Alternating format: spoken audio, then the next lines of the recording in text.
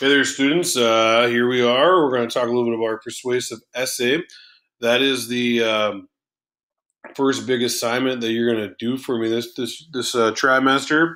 It's going to take us about 4 weeks to get it done, but all the things you can find will be right through your Unit 1 persuasive essay here. If you click on the materials here, you'll find a lot of information because we have our narrative on here as well. But the one I want to point out right away is your persuasive essay PDF. And just kind of a little bit about it. For this persuasive assignment, you'll be writing an opinion article uh, about an issue in your community. We're not going to focus on the world. We're not going to focus in on, the United States. We're not going to focus in, obviously, right now at this current time on coronavirus. We're really just going to focus on something taking place in Woodbury or Cottage Grove or something really close to home. The topic you pick is want to be something that impacts you personally. Some of the ideas that you want to think about things like what are some things that you want Woodbury High School to do that they don't have. Obviously, you're not going to tell me you want a smoking lounge because that's not going to happen. Or the legalization of some drug. I'm not really interested in reading that, but I do think there are valid things at school that perhaps you want. I know for me, my own children, they wear school uniforms every day, and I can't tell you how amazing that is.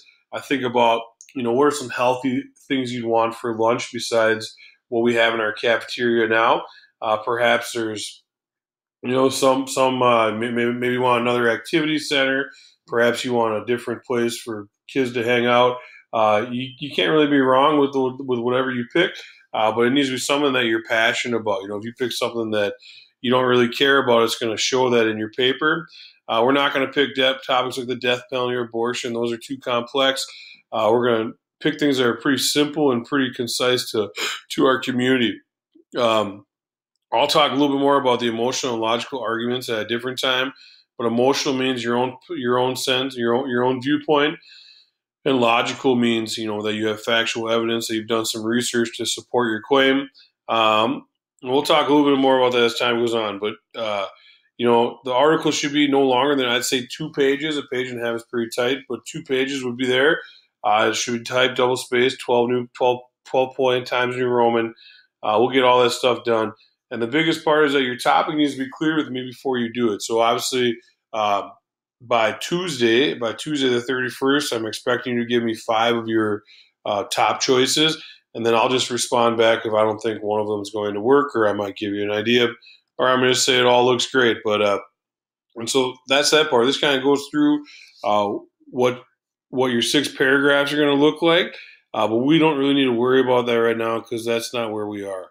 But if we go back to our Schoology page here, and you click on your 5 choices for persuasive essay classwork, you just click on this, right? It brings you to this submission, and obviously I'll click on mine. Yours will come up your own, and it won't give me access right now, of course. Give me 1 second here.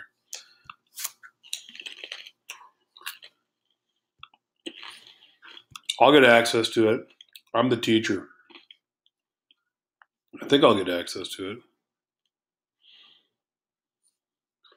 There we go. So you'll just put in your name, what period you're in. Remember, the issues you choose need to be close to home. Think of things you wish were in our community, things you wish were in our school, things you wish there was more or less of in our community or school. You just come up with your 5 answers here. You submit this by Tuesday at 11:59 p.m., and you'll get 5 out of 5. If you pick something I don't think is right, I'm not going to dock points by any means. I'm just going to tell you that I don't think that's a good article for you to do. And the reason why we pick 5 of them is that when we start our research, if say we're going to do it on school uniforms, and we start doing research on that, and then we say to ourselves, man, there's no information on school research on school uniforms. I got to find a different topic. You don't have to go back to the drawing board.